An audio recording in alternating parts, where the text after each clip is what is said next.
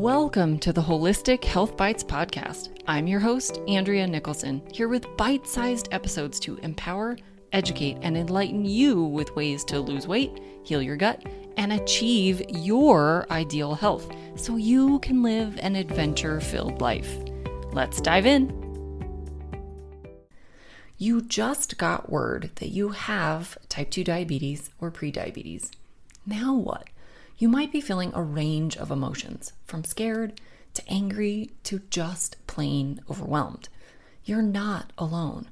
Current statistics show that U.S. adults are more likely than not to have diabetes or prediabetes because more than 50% of the population do. If you are like most people, you probably have a lot of questions, and that's a good thing. Learning as much as you can about your diabetes is one of the best things you can do for your health. But where do you start? I've put together a list of the top 10 things you need to know if you're newly diagnosed with type 2 diabetes or prediabetes.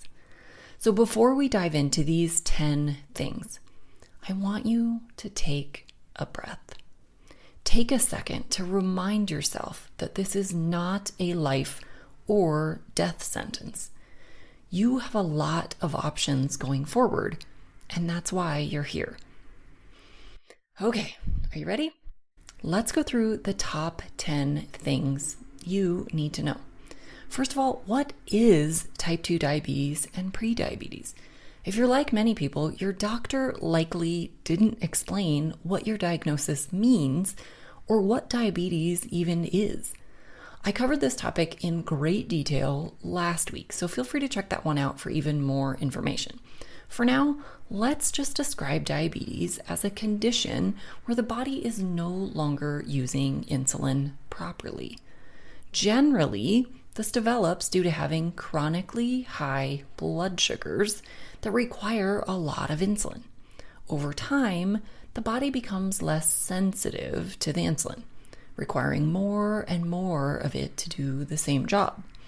Chronically high insulin levels cause weight gain and a whole list of other problems. Type 2 diabetes is most often diagnosed based on blood tests for fasting blood sugar and hemoglobin A1C. Some healthcare professionals will also use a variety of other tests. Your body isn't broken. While your diagnosis indicates that your body isn't using insulin properly right now, this condition is reversible in many cases. If we can lower the body's need for high insulin, we can repair the sensitivity to insulin. Nutrition and exercise both can help. However, the standard advice to eat less and exercise more won't help you here. There are specific nutrition methods that will help the most to lower your insulin needs. In many cases, this transition can happen very quickly. Take action early. If you want to stop and reverse your disease progression, it's never too early to start. The earlier you take action, the easier the process will be and the less damage you'll be fighting. Now, this does not mean that if you've been sick, overweight, or had diabetes for years that it's too late. It's never too late. There's always improvement to be made. It just may not happen as quickly if you've been sick for years. Food is medicine or poison. A lot of people falsely believe that they're doomed with diabetes because it runs in the family. While there are certainly genetic predispositions that make some people more at risk to developing diabetes, food choices and lifestyle habits are a much bigger factor. In fact, they're the primary cause. It's not that diabetes runs in families, it's that diet and lifestyle habits run in families. This means you have a lot of control over your health. The foods that you eat each day will either help repair your insulin sensitivity or further damage it. It is important to choose foods based on the effect they have on your blood sugar levels. We are all unique, so you need a customized plan that will work for you. Exercise is powerful and underutilized. Exercise is one of the most powerful tools we have to improve insulin sensitivity. When you exercise, your muscles use more glucose or sugar for energy. This means that your muscles can take up more of that sugar from your blood and use it for energy. This also means that that sugar is not being stored as either glycogen or fat. This is a great thing. This does not mean that you need to join a gym, take an exercise class, or even hire a trainer. Even something as simple as walking for 10 minutes after meals can make a major difference in your blood sugars and therefore your insulin levels. Technology provides needed insights. Glucometers and continuous glucose monitors provide a great deal of information on blood sugars throughout the day. This data can be used to help you understand how different foods, activities, stress levels, and medications are impacting your blood sugar levels. Glucometers are available over the counter from your local pharmacy. Continuous glucose monitors do require a prescription, so you can ask your physician for a prescription to help you in reversing your disease progression. If they won't write the prescription, you can get a continuous glucose monitor from a commercially available company that will take care of that prescription for you. This is how many people without diabetes have been able to tap into this powerful technology for optimizing health. I've personally used NutriSense and I highly recommend them. Drop a message to me and I can get you a $25 off coupon code. Medications may or may not be recommended. There are a variety of diabetes medications that can be prescribed depending on the individual needs.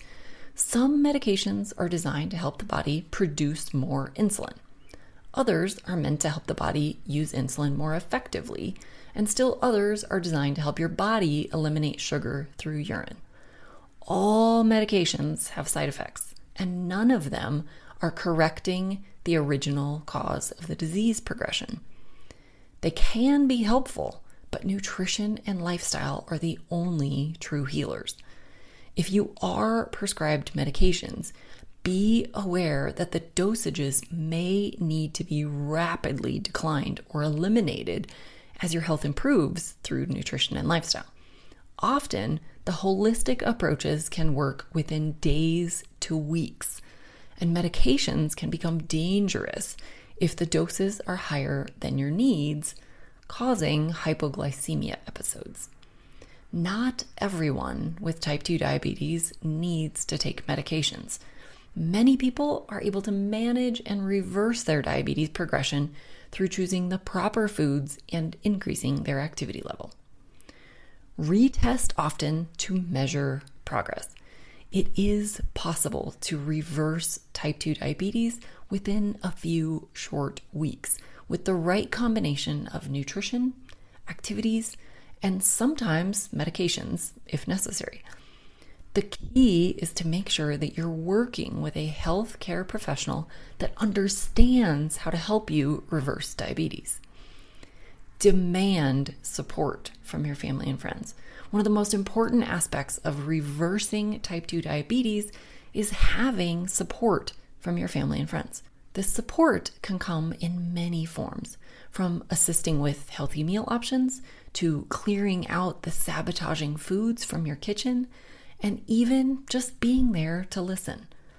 It can be difficult to make the necessary changes in your diet and lifestyle when you're first diagnosed with type 2 diabetes, but it's important to remember that you don't have to do it alone, and it will be much easier with those closest to you prepared to help.